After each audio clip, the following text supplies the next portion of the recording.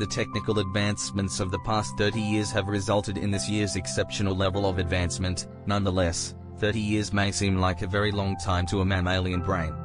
A time span that is so brief that, when seen from the point of view of evolution, it appears as though not much could have changed. Except that it did. Because technological progress is occurring at such a rapid and powerful rate, we have begun to produce super-stimuli for our brains, and our generation is one of the first to be exposed to these stimuli. The full extent of the long-term effects on people's levels of productivity and happiness is not yet understood. In your lives, each of you has encountered the same situation at some point. You get out of bed feeling inspired, and your mind is racing with new possibilities. You are confident that today will be a fruitful day, and you have made up your mind to enjoy every single second of it to the fullest. However, if you fast forward 9 hours, you will find yourself sitting on the couch, idly staring at videos on YouTube and Twitch streams, scrolling through Facebook, and checking Instagram notifications. You look at the clock and realize that the day is finished and that you've wasted your entire day. You have a negative opinion of yourself, lack motivation, and are sluggish. And despite this, you can't help but engage in the same self-destructive conduct the very following day, rather than putting an end to it like you should be doing. On days like this, it almost appears as if you're occupied by a more slothful version of yourself, one that has very little to no control over its desires. However, why? Why is it that 1 minute you are determined to be productive and make today the finest day of your life, only to be let down a few hours later when you realize that you haven't accomplished anything? There is a cause. / it has to do with your environment, the advent of technology, and dopamine. You are in luck because there is a solution to get your electricity back. It's called dopamine fasting, and it may very well change your life. First of all, what exactly is dopamine? Dopamine is the topic of our next discussion, but before we get into the specifics of what dopamine fasting entails, let's first examine dopamine on its own. Dopamine is a neurotransmitter that is thought to be involved in the process of motivation.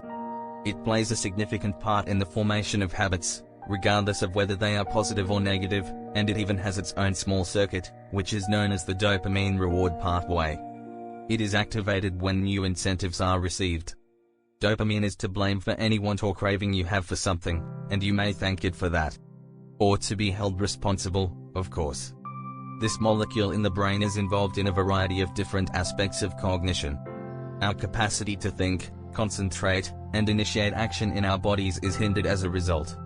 In spite of the fact that it also stimulates our interest and curiosity in the world around us, the most well-known function of this hormone is that of a motivator. Dopamine is the chemical that is responsible for the reinforcement of our habits that help us achieve our personal and professional goals. These habits include things like getting up early to go for a run, staying late at the office to finish a project, and even getting together with friends for dinner. Part 2. So, what exactly is the dopamine fasting protocol? Dopamine detoxification is a term that is sometimes used interchangeably with dopamine fasting. Dr. Cameron Seba, a psychiatrist from the United States, was the one who developed it. In addition, it is an efficient method supported by evidence for the management of addictive and compulsive behaviors. Do you remember what I stated before about how fresh incentives can stimulate dopamine? It is possible that it could serve as a source of motivation and inspiration. Nevertheless, there are also some drawbacks associated with it. The modern world that we live in has been carefully crafted to provide an environment that engages all of our senses at all times. Monday through Sunday, day after day after day, without fail. We are enslaved to our devices and have an insatiable appetite for non-stop entertainment around the clock. And large corporations are well aware of how to gain control of our dopaminergic systems in order to profit from this fact. There are entire industries and teams that are dedicated to completing this mission, and because you do not understand how dopamine works, you are just another hapless victim of the remarkable engineering and algorithms that the large firms use. Everything from social media and the news to video games and sexual websites is designed in such a manner that it encourages you to click on the next greatest thing, even if it wasn't your initial plan. This is true even if you don't use social media or read the news. It would not be an untruth to state that all of us are addicted to some degree. Dopamine fasting is helpful because of this same reason. If you perform a quick search on Google, you could come away with the impression that it entails eliminating or, at the very least, decreasing the amount of dopamine in your body. On the other hand, considering that dopamine is essential for normal human functioning, this statement couldn't be further from the truth. Dopamine fasting is not at all about removing dopamine from the body, rather, it focuses on decreasing the impulsive behavior that is encouraged by it. Paying attention to the things you are showing your brain and the activities you are letting it enjoy is an important step in improving your mental health. The following are the 6 most typical types of impulsive behaviors. 1. Eating due to negative emotions. 2. Internet and gaming, gambling and retail therapy. 3. 4. Seeking both thrills and new experiences. 5. Recreational drugs. And number 6, masturbation and porn. Dopamine fasting is something that you should consider doing if you engage in any of the behaviors listed above, whether it be one or many of them. Part 3, how do you dopamine fast? CBT, or cognitive behavioral therapy, is the theoretical underpinning of the dopamine fasting protocol. For behavior modification, cognitive behavioral therapy, CBT, is an evidence-based technique that is recommended by thousands of mental health specialists. It is widely regarded as the most effective treatment for impulse control issues currently available. And a number of its strategies, specifically stimulus management and exposure and response prevention, are particularly beneficial in trying to battle addiction and impulsive behavior. These techniques are particularly useful in trying to combat addiction and impulsive behavior. Stimulus control can be accomplished in a few different methods, including the following.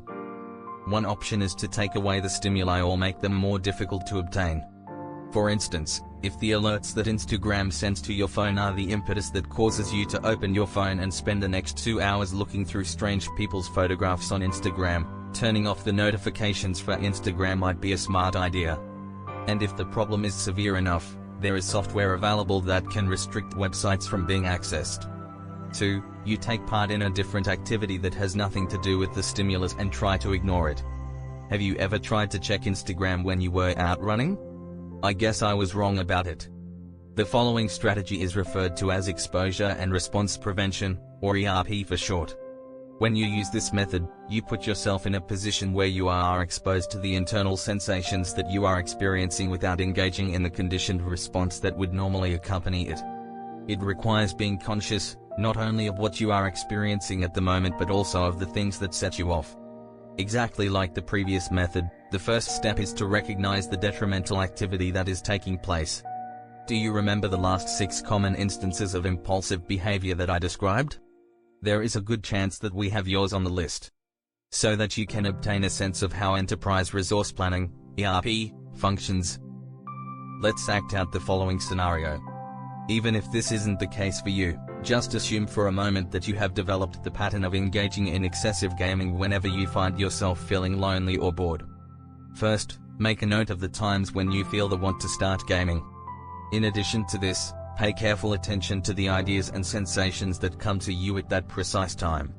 Next, observe the desire to participate in the conditioned response as it arises and passes without passing judgment on it or caving into it.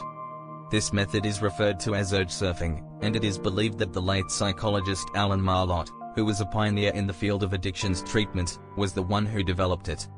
It is predicated on the fact that the strongest impulses typically occur between 20 and 30 minutes after eating, after which they begin to fade.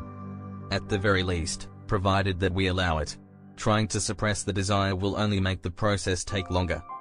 And simply caving into the impulse is an even worse solution for 2 reasons. It makes the urge even stronger, and it causes you to lose faith in your ability to break old behaviors. Try to return to whatever it was that you were doing before the urge came up, but do it without trying to force the notion out of your mind. This is the final step. You have a satisfying feeling of success each time you are able to attain this goal. In addition, the connection between the stimulus and the undesirable behavior becomes less strong. Your ability to adapt your behaviors becomes more developed over time. And as time goes on, it gets simpler and simpler to ignore the everyday cravings that, in the beginning, cause you to feel so drained of energy and unmotivated. Outro. However, whenever you give in to desires to game excessively, eat unhealthy food, read through social media, or access adult websites, you are artificially increasing the amount of dopamine that is produced in your brain. In turn, this makes other activities that are productive and generate natural levels of dopamine less enticing, which is a vicious cycle.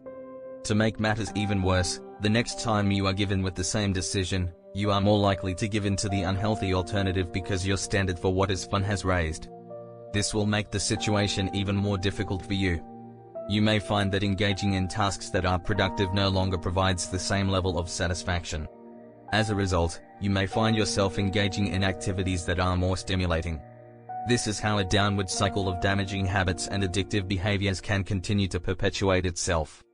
In this final portion of the video, I will walk you through a practical strategy that, when combined with the strategies that we covered, will increase both your level of productivity and your sense of well-being. It is a straightforward strategy consisting of 3 steps that is certain to increase your levels of pleasure, energy, and motivation. To begin, in order to restore your baseline, it is necessary to get rid of the majority of, if not all of, the artificial stimuli for a certain amount of time. You have to have a healthy sense of self-awareness and find them on your own. What kinds of cues are you giving your brain from the outside world? Is it inappropriate content on television or websites, or maybe too much drinking? It is up to you to figure out what they are, as it is impossible to shoot at something if you cannot see it in the first place. Second, make adjustments to your environment so that it better matches your new, more transient way of living. If you are attempting to reduce the amount of mindless television you watch, you should delete the bookmark from your browser, remove the app from your device, or cancel your subscription for the month. This is vital because when the cravings start to arise, you will be able to follow through and instead engage in the things that are less enjoyable. Along the way, you should also implement certain cognitive behavioral therapy, CBT, strategies. Third, after a certain amount of time has passed, you will start to feel inspired to complete the chores that initially appeared to be dull and laborious. This transition period might continue anywhere from 1 month to 3 months or even more, depending on how serious your disease was to begin with. However, sooner or later, the mundane responsibilities that you avoided will start to feel enjoyable and satisfying in their own right. This is due to the fact that during the extended period of dopamine fasting, your brain's baseline for what is enjoyable started to decrease. In order for your brain to feel the same levels of reward and motivation, it actually increased the levels of dopamine receptors, which causes less satisfying tasks to begin to feel rewarding, which, by the way, is how your brain should normally work. After this period, you don't need to avoid every single dopamine-stimulating activity that is available, but you should try to avoid activities that.